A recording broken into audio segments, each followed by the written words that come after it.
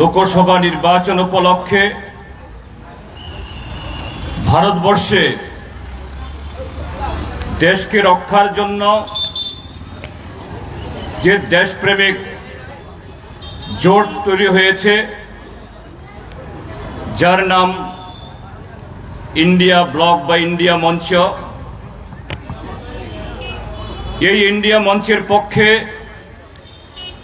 এই লোকসভা নির্বাচনে ত্রিপুরার দুটি আসনে যে আমাদের প্রার্থী, পশ্চিম ত্রিপুরা আসনে জাতীয় কংগ্রেসের আশিস কুমার সাহা এবং পূর্ব আসনে ভারতের কমিউনিস্ট পার্টি মার্ক্সবাদীর প্রার্থী রাজেন্দ্র কুমার রিয়াং এর সমর্থনে যে আজকে এই পথসভা, এই সভার মাননীয় সভাপতি বাইখোরা বাজারের সুধী ব্যবসায়ী, দোকানে পথচারী, ক্রেতা বিক্রেতা এবং দূর থেকেও যারা আমাদের বক্তব্য শুনছেন, সমস্ত বন্ধুদের আমরা আমাদের দুজন প্রার্থীর তরফ থেকে এবং আমার নিজের তরফ থেকেও শুভেচ্ছা এবং অভিনন্দন জানাচ্ছি। বন্ধুরা, আমাদের দেশ কি ধরনের পরিস্থিতিতে এই অষ্টাদশ লোকসভা নির্বাচন, সেই নির্বাচন অংশগ্রহণ করতে যাচ্ছে, আজকে আমাদের যে পরিস্থিতির ভেতরে আমরা যারা বিরোধী দল, গণতান্ত্রিক দল, আমাদের এই জাতীয় প্রচার সংগঠিত করতে হচ্ছে, তার মধ্য দিয়ে আপনারা নিশ্চয়ই উপলব্ধি করতে পারেন। কেউ কেউ হয়তো বলবেন, ত্রিপুরা যে দুই ক্ষেপে 35টা বছর যারা সরকার করে গেছে, 35 বছর এ রাজ্যের পঞ্চায়েত থেকে লোকসভাতে বিপুল সংখ্যাগরিষ্ঠতায় জনগণের সমর্থনে যারা প্রতিনিধি পাঠিয়েছেন, এই দল বামপন্থীরা সাথে জাতীয় কংগ্রেস, তারাও বহু বছর শাসন করেছিল। আজকে তাদের দলের অবস্থা কিরকম হয়তোবা কেউ কেউ এটা বলতেও পারেন, কিন্তু ত্রিপুরাজ্যের মধ্যে এই সেদিন যে বিধানসভা নির্বাচন গেল, যে বিধানসভা নির্বাচনে নতুন সরকার তৈরি হলো, সেই নির্বাচনে দলগুলোর ভোট প্রাপ্তি, জনগণের সমর্থন এবং যদি শাসক দল তার সমস্ত প্রচার শক্তি প্রশাসনকে ব্যবহার করা, রাষ্ট্র ক্ষমতা থাকার সুবাদে মানুষকে প্রভাবিত করার জন্য যদি সেরকম ভাবে এই গেল বিধানসভা নির্বাচনকে ব্যবহার না করতে পারত, তাদের শক্তি যা আছে সেটা থাকতো কিনা। কিন্তু আজকে ত্রিপুরাজ্যের রাজনৈতিক ময়দানে তার প্রতিফলন ঘটাতে পারছে না, ঘটছে না। কেন? আজকে দেশের যারা শাসক দল ভারতীয় জনতা পার্টি, তারা আমাদের দেশ থেকে বহুদলীয় গণতন্ত্র, মানুষের অধিকার, অন্যায়ের বিরুদ্ধে কথা বলার পরিবেশ, গণতান্ত্রিক ব্যবস্থা অনুযায়ী তাদের যার যার পছন্দের প্রার্থী, পছন্দের চিহ্নে ভোট দেওয়ার যে অধিকার, এই সবগুলোকে খারিজ করতে চায়। এই দেশের মধ্যে একটা একদলীয় একনায়কতন্ত্র ফ্যাসিবাদ কায়েম করতে চায়। আর সেই ফ্যাসিবাদী একনায়কতন্ত্র ব্যবস্থার মধ্য দিয়ে ভারতবর্ষের সমস্ত সম্পদ তাদের পছন্দ মতো দু চারজন লোকের কাছে সেখানে সব কেন্দ্রীভূত করতে চায়।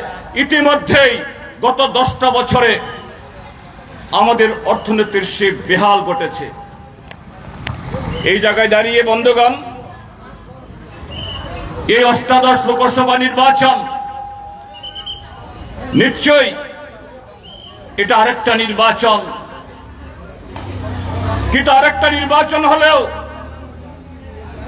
এই নির্বাচনটা শুধু একটা ভোট দিয়ে আমাদের বা নাগরিকদের ভোট তার দায়িত্ব খালাস করার সুযোগ সেখানে নেই। দেশ যে জায়গায় পৌঁছেছে, এই নির্বাচন এই দেশের 140 কোটি মানুষের সামনে বিরাট দায়িত্ব এসে উপস্থিত হয়েছে। এই দেশের সংবিধান বাঁচবে কিনা, গণতন্ত্র বাঁচবে কিনা, আরেকটা নির্বাচন হবে কিনা, এ দেশের মধ্যে আমাদের সংবিধান শুধু ভোট দেওয়ার অধিকার না, যার যার ধর্ম, যার যার সংস্কৃতি, যার যার ভাষা বলার, যার যার খাওয়া খাদ্য করার, এই যে অবাধ সুযোগ দিয়েছে আমাদের সংবিধান, এটা থাকবে কিনা। অর্থাৎ আমাদের দেশের স্বাধীনতা সংগ্রামীরা যে সংবিধান উপহার দিয়েছে, যে সংবিধানের জোরে আমাদের দেশের সংখ্যাগরিষ্ঠ সংখ্যালঘিষ্ঠ সমস্ত অংশের মানুষ একজন গর্বিত ভারতীয় হিসাবে তার ধর্ম পালন করতে পারে, রাজনৈতিক মতামত প্রচার করতে পারে, তার খাদ্য পোশাক প্রদান করতে পারে, এগুলো কোনো একটা দল বা কোনো একটা ব্যক্তি তার অঙ্গুলে হেলনে চলতে হবে। ইতিমধ্যেই তার কিছু নমুনা এই ত্রিপুরাজ্যের মধ্যে, এই শান্তিরবাজার মহকুমাতে, বাইখরাতে প্রতিনিয়ত প্রতিদিন আমাদের সামনে উপস্থিত হচ্ছে। কাজী বন্ধুরা, সেই জায়গায় দাঁড়িয়ে আমরা ভারতবর্ষের 27টি রাজনৈতিক দল, হ্যাঁ আপনারা ভালোই জানেন, কংগ্রেসের সাথে কমিউনিস্টদের কর্মসূচিগত ফারাক আছে, মতাদর্শগত লড়াই আছে। এই ত্রিপুরাজ্যে বহু বছর আমাদের মধ্যে রাজনৈতিক প্রতিদ্বন্দ্বিতা হয়েছে, কিন্তু আমাদের মধ্যে সমস্ত ব্যবধান, সমস্ত পার্থক্য, সমস্ত দূরত্ব গুছিয়ে আমরা একসাথে আসতে বাধ্য হয়েছি। কেননা দেশ বাঁচলে, সংবিধান বাঁচলে, সেই ছাতার তলায় আপনি কোন পথে আপনার দেশকে, আপনার রাজ্যকে, আপনার সমাজকে প্রতিষ্ঠিত করতে চান, তার গণতান্ত্রিক তথা উন্নত সে প্রতিযোগিতা আপনি করতে পারবেন। যদি দেশই না বাঁচে, গণতন্ত্রই না থাকে, কথা বলার অধিকারে না থাকে, আপনাকে তো শুধু মাথা নিচু করে, মাথা হেড করে আজকে ত্রিপুরাজ্যের মধ্যে প্রত্যেক মন্ডলে মন্ডলে, প্রত্যেক পঞ্চায়েত পঞ্চায়েতে মুষ্টিমেয় কিছু বইফোর লোক, তারা কোন জনগণ দ্বারা নির্বাচিত না, কোন একটা পার্টি দ্বারা, কোন একটা নেতা দ্বারা তাদের পছন্দের লোককে বসিয়ে দেওয়া, তাদের কথায় আপনার ক্ষেত করতে হচ্ছে, কৃষি করতে হচ্ছে, গাড়ি চালাতে হচ্ছে, দোকান খুলতে হচ্ছে, আপনার ধর্মকর্ম, ব্যবসা বাণিজ্য সব তাদের কথায় চলতে হচ্ছে। সারা দেশ আমরা এটাকে রুখতে না পারলে সেদিকে চলে যাবে। কাজেই সেই জন্য সমস্ত পার্থক্য বলে এই দেশের লাল, সবুজ, গেরুয়া, সাদা গণতন্ত্রের প্রতি যাদের শ্রদ্ধা আছে, সংবিধানের প্রতি যাদের আনুগত্য আছে, আমাদেরকে একসাথে এক ছাতায় তোলা আসতে বাধ্য করেছে। আগে দেশ বাঁচাতে হবে, সংবিধান বাঁচাতে হবে। সেই জায়গায় দাঁড়িয়ে আজকে যারা শাসক দল, তারা নিশ্চয়ই আবার ক্ষমতায় আসতে চাইবেন, আপ্রাণভাবে চেষ্টা করছেন সারা দেশের মানুষকে তাদের হাতে কর্পোরেটদের কাছ থেকে নেওয়া আর দেশের জনগণের কাছ থেকে লুট করা হাজার হাজার কোটি টাকার পাহাড়। তারা পত্রিকা কিনে নিয়েছে, টেলিভিশন কিনে নিয়েছে, সোশ্যাল মিডিয়া কিনে নিয়েছে, জনগণের টাকা, সরকারের টাকা, সে টাকায় প্রচার চালাচ্ছে। আপনি টেলিভিশন খুলুন, তাদের কথা বলতে বাধ্য হয়, জনগণকে শুনতে বাধ্য করা হয়। পত্রিকার পাতা উল্টান, তাদের ছবি, তাদের কথা, সর্বত্র কি বলার চেষ্টা করছে তারা? আমরা আগামী নির্বাচনে 400 আসন পার করে আসব।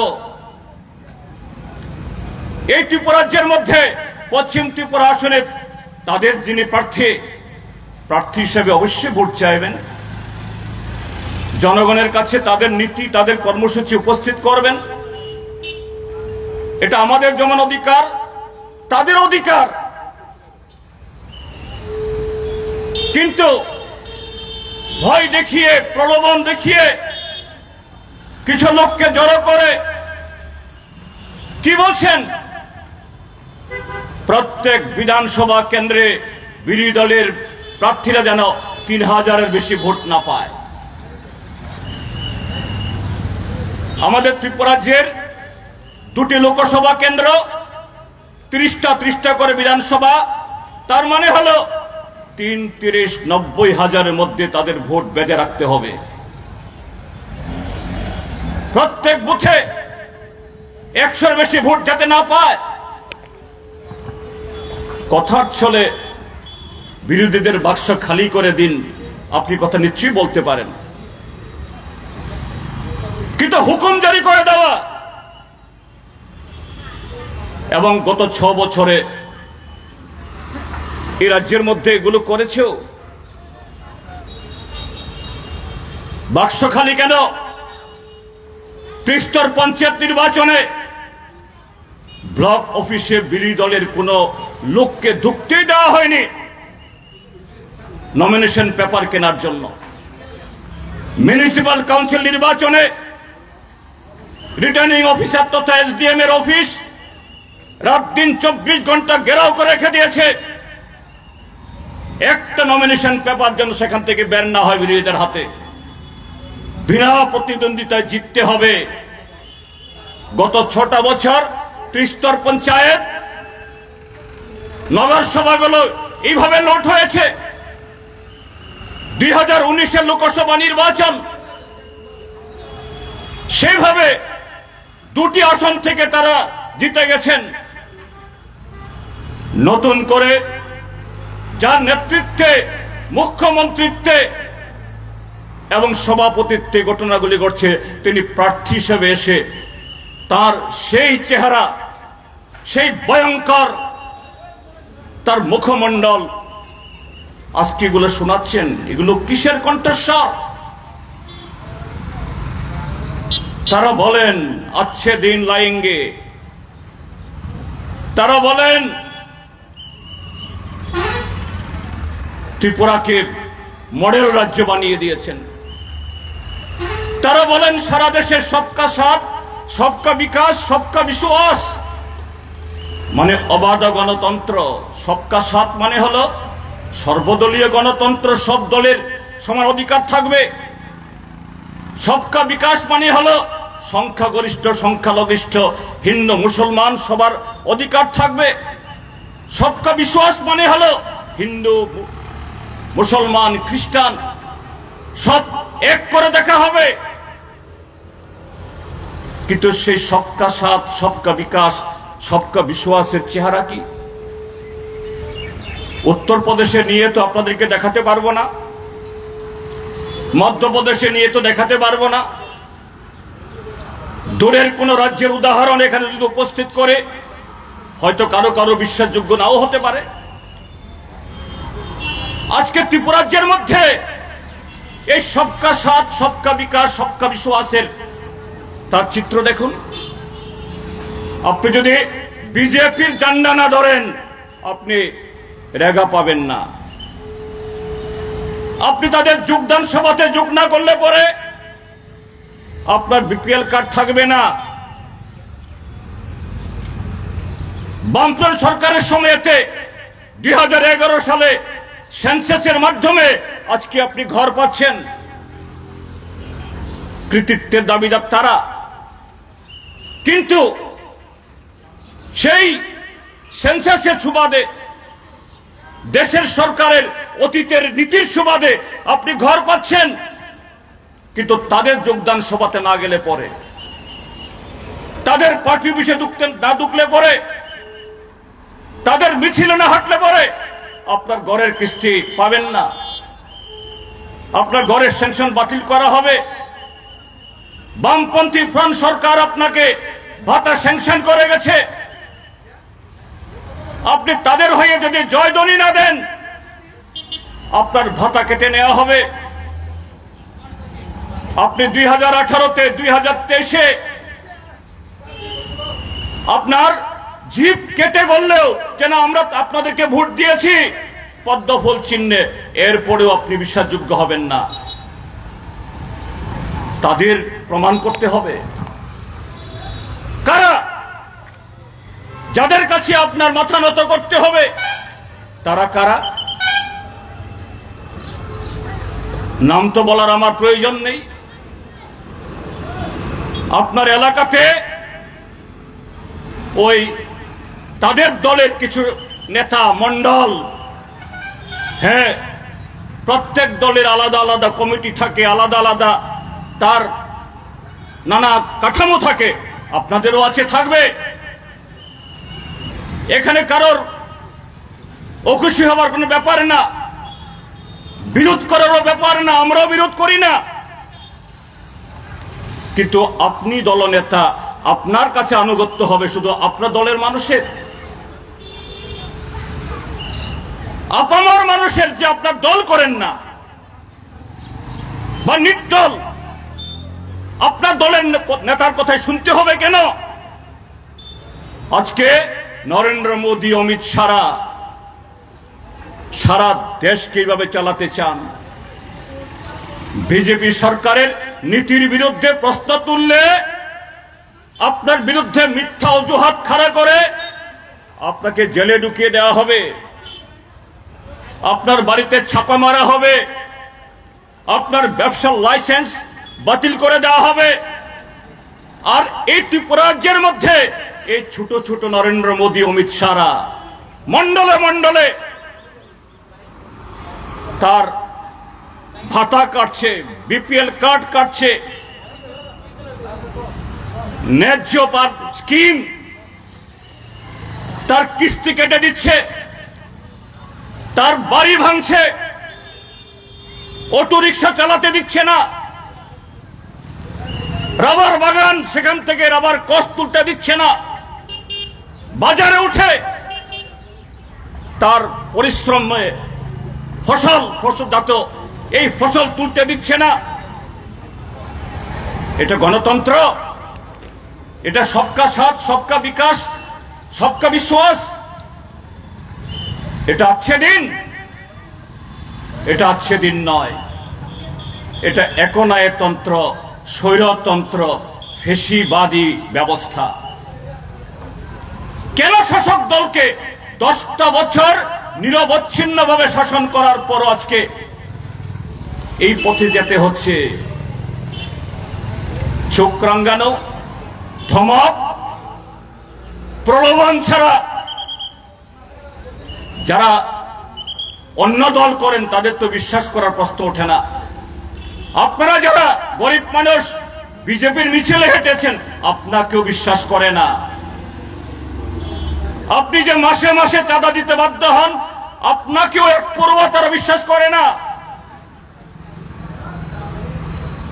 কেন কেন এই অবস্থা শাসক দলের? একটু যদি আমরা পেছনের দিকে যাই, 2014 সালে এই নরেন্দ্র মোদী ভারতীয় জনতা পার্টি কিভাবে সরকার এসেছিল? আমাদের স্মৃতি একটু দুর্বল, মানুষ ভুলে যাই আমরা। 2014 সালে কি বলেছিল?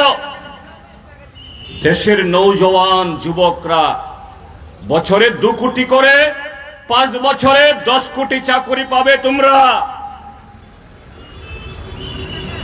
ভারতবর্ষের গ্রামীণ মানুষ সংখ্যায় যারা 80%,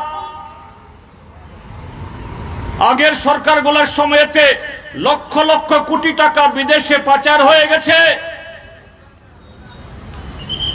নরেন্দ্র মোদী যদি প্রধানমন্ত্রীর তখতে বসতে পারে, এই টাকা সব উদ্ধার করে আপনাদের প্রত্যেকের অ্যাকাউন্টে 15 লক্ষ টাকা করে জমা হয়ে যাবে।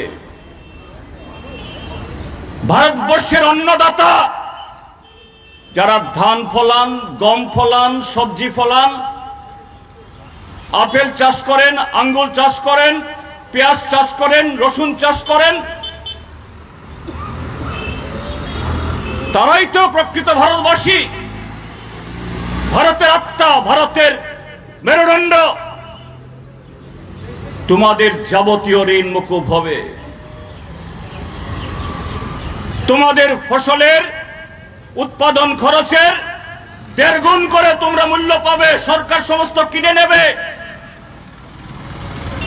সার, ওষুধ, কীটনাশক সরকারের দোকানের মাধ্যমে, বিএলডব্লিউ সেন্টারের মাধ্যমে ভর্তুকিতে সরবরাহ করা হবে, উৎপাদন খরচ কমবে, আর উৎপাদিত পণ্যের দাম পাবে। তার সাথে হলো জিনিসপত্রের দাম কমবে, ডিজেলের দাম, পেট্রোলের দাম, লবণের দাম, চালের দাম, তরিতরকারির দাম, সার, ওষুধ সবকিছুর দাম এগুলো অর্ধেকে নেমে আসবে। ক্ষমতায় আসলো, ভারতবর্ষের মানুষ বিশ্বাস করলেন। যদিও সে নির্বাচনেও দেশের সংখ্যাগরিষ্ঠ মানুষ ভোট দেয়নি, বিজেপিকে ভোট দিয়েছিল মাত্র 33%, প্রতি 3 জন ভোটারের মধ্যে মাত্র 1 জন। কিন্তু ভোট ভাগাভাগির জেরে ক্ষমতায় আসলো। সেই 5 বছর 2014 সালের পর 14, 15, 16, 17, 18 আমাদের দেশের মাননীয় প্রধানমন্ত্রী দ্বিতীয়বার 2 কোটি চাকরি, ঋণ মুকুবের কথা, 15 লক্ষ টাকার কথা উচ্চারণ করেছে। এটা নিয়ে আপনারা একটা ফ্ল্যাক্স দেখেছেন ইদানিং কালে।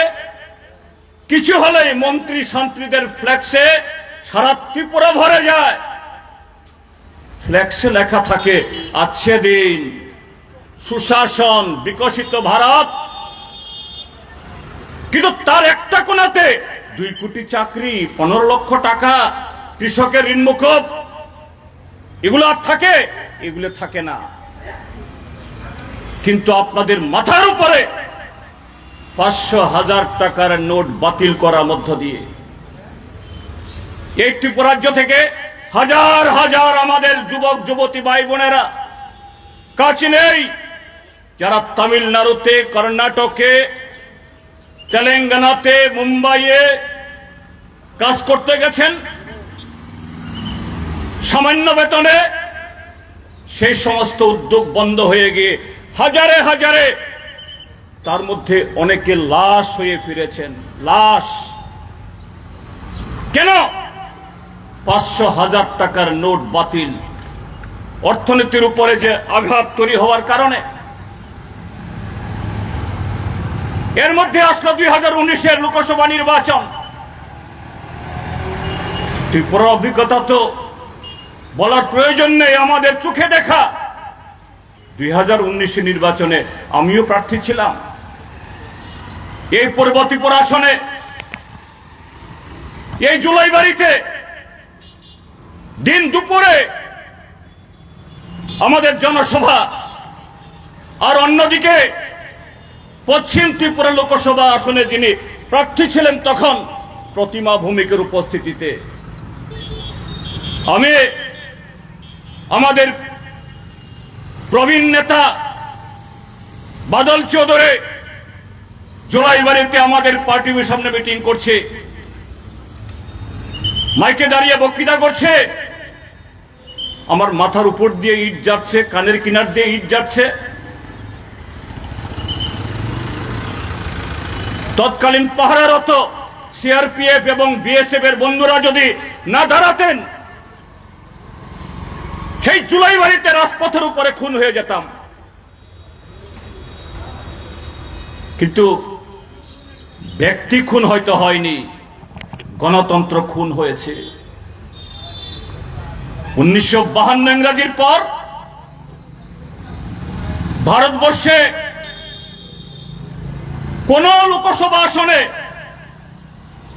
এত বেশি সংখ্যক আসনে পুনর্নির্বাচন হয়নি এই পশ্চিম ত্রিপুরাতে। আর এই জাতীয় পরিবেশ দেখে পূর্ব ত্রিপুরা লোকসভা আসনের সেদিনকার রিটার্নিং অফিসার দলাইয়ের ডিএম বিকাশ সিং, তিনি স্বতঃস্ফূর্তভাবে নিজে থেকে বাধ্য হয়ে 7 দিন সে নির্বাচন পিছিয়ে দিয়েছিল। তারপরও কি নির্বাচন হয়েছিল? তারপরও কি বিরোধী দলের কোন পোলিং এজেন্ট ঢুকতে পেরেছিল? তারপরেও কি পরিচিত বিরোধী দলের সমর্থক তো বটে, বিজেপি দলে যোগ দেওয়া কিন্তু বিজেপির নেতার বিশ্বাসযোগ্য না, তাকে ভোট দিতে দেওয়া হয়েছে। বিরোধী দলের তো ভোট দিতে পারেনি, বিরোধী দলে বিজেপি দলে যোগদান করেছেন, তারাও ভোট দিতে পারেননি। প্রার্থী হয়তো খুন হননি, ব্যক্তি হয়তো খুন হননি, গণতন্ত্রের খুন করে এই বিপ্লব কুমার দেবরা, প্রতিমা ভৌমিকরা এই রাজ্যের 2টি আসন ছিনিয়ে নিয়েছে। আর সারা দেশে কিভাবে দ্বিতীয়বার ক্ষমতা এসেছিল? কারণ কৃষকের কাছে গেলে বলছে আমার ঋণ কেন মকুব হয়নি, যুবকরা প্রশ্ন তুলছিল আমার চাকরি কোথায়, গ্রামের মানুষ প্রশ্ন করছে আমার 15 লক্ষ টাকা কোথায়। কেন? পেট্রোলের দাম 3 গুণ বেড়ে 100 টাকার উপরে, ডিজেলের দাম 100 টাকার উপরে, কেরোসিনের দাম 80 টাকার উপরে, চালের দাম 40 টাকার উপরে, অথচ সেই কৃষকের ঋণ মকুব করার জন্য সরকারের টাকা নেই, রেগার মজুরি দেওয়ার জন্য সরকারের টাকা নেই। কিন্তু আম্বানি আদানিদের জন্য লক্ষ লক্ষ কোটি টাকা, 16 লক্ষ কোটি টাকা, 16 লক্ষ কোটি টাকা মকুব করে দেয় গত নির্বাচনের আগে। তাই ষড়যন্ত্র করতে হয়েছিল কাশ্মীরের পুলওয়ামাতে আমাদের বীর জওয়ান সিআরপিএফ এর 40 জন জওয়ানকে শহীদের মৃত্যুবরণ করতে বাধ্য হয়েছিল।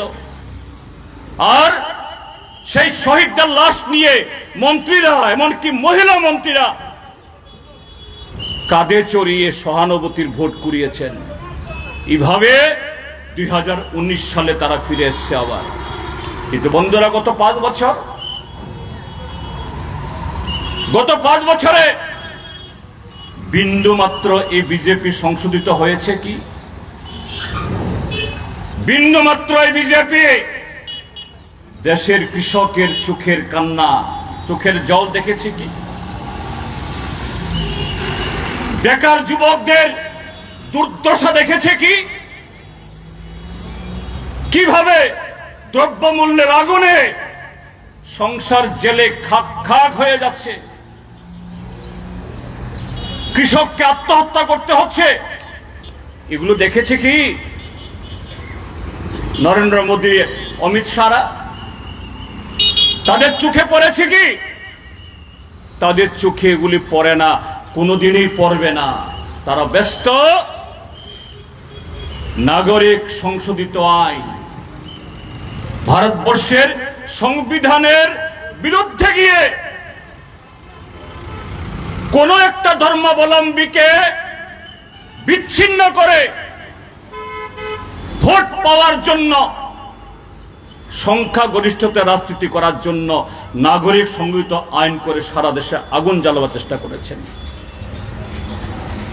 কৃষকদের পক্ষে আইন করা তো দূরে থাক, 3টা কালো আইন প্রয়োগ করে সারা দেশের কৃষিকে ধ্বংস করার জন্য উদ্যত হয়েছেন, যার বিরুদ্ধে এই গত 5 বছরে ঐতিহাসিক কৃষক আন্দোলন হয়েছে।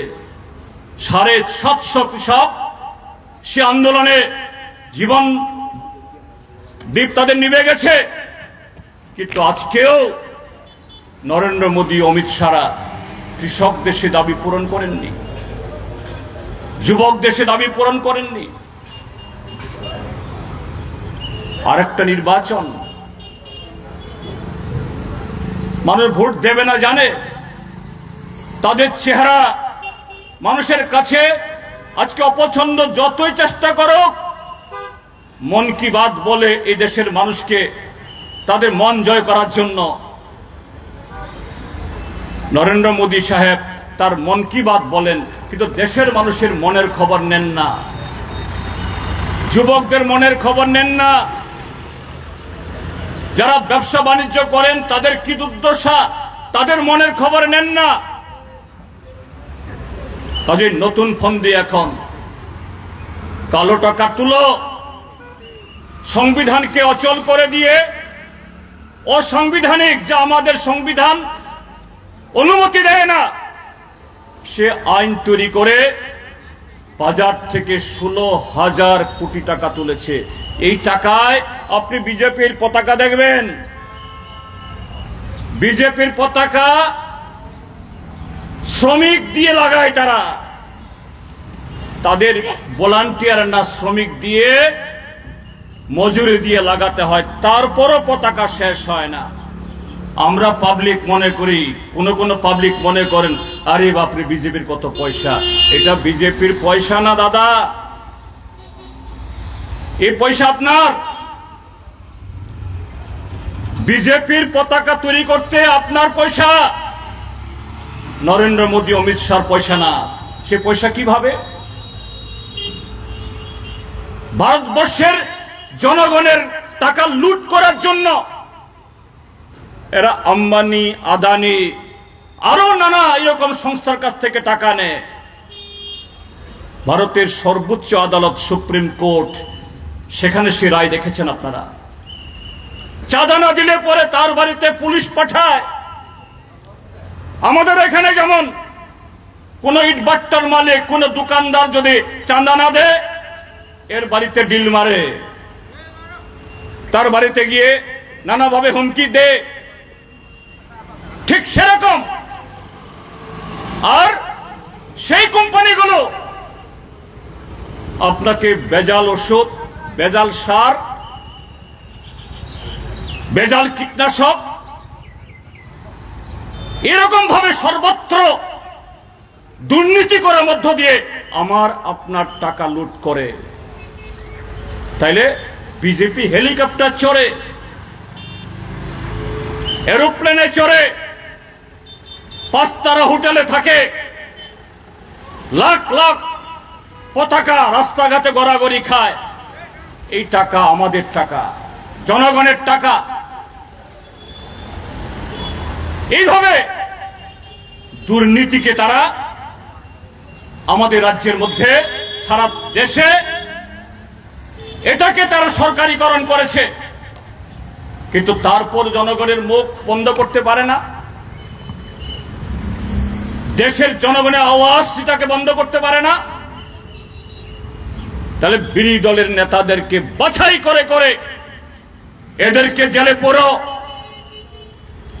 আর সেই ষড়যন্ত্র থেকে, চক্রান্ত থেকে নির্বাচিত মুখ্যমন্ত্রী পার পাচ্ছেন না।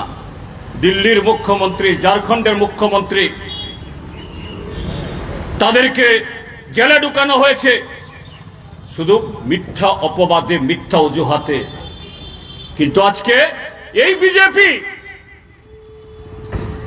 এরা দুর্নীতির হাত ধরে হাজার হাজার টাকা তুলেছে, সুপ্রিম কোর্টে প্রমাণিত। তাহলে কেন জেপি নাড্ডা সাহেবকে গ্রেফতার করা হবে না? প্রধানমন্ত্রী, স্বরাষ্ট্রমন্ত্রীকে গ্রেফতার করতে বলছি না, কিন্তু তাকে কেন রাখা হবে না? তাকেও তো কাঠগড়াদার করাতে হবে। আপনার কারণেই তো এইভাবে দুর্নীতিবাজ, লুটেরারা লাইসেন্স পেয়ে যাচ্ছে, লুটের সমস্ত সুযোগ পেয়ে যাচ্ছে। এই টাকায় বিরোধীদের দমকিয়ে একদিকে, আর কালো টাকায় এই অষ্টাদশ লোকসভা নির্বাচন জিততে চাইছে।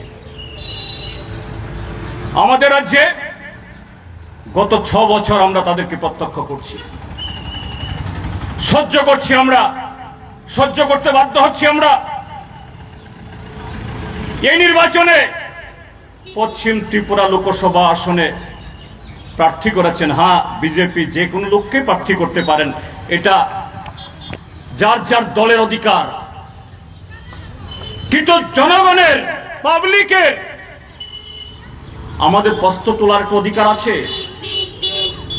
যে ব্যক্তিকে 4 বছরের মাথায় বলা নেই, কোয়া নেই, ঘাড় ধরে মুখ্যমন্ত্রীর চেয়ার থেকে নামিয়ে দিল্লি পাচার করে দিতে হলো।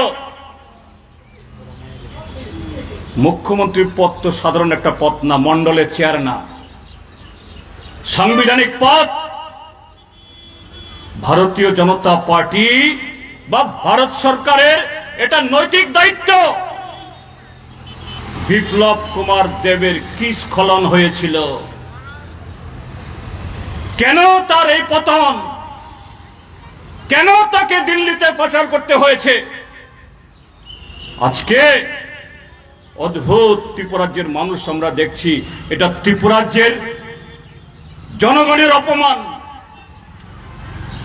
ত্রিপুরাজ্যে বিজেপিকে যারা মনে প্রাণে ভালোবাসেন তাদের প্রতি আরো বড় অপমান। কেন?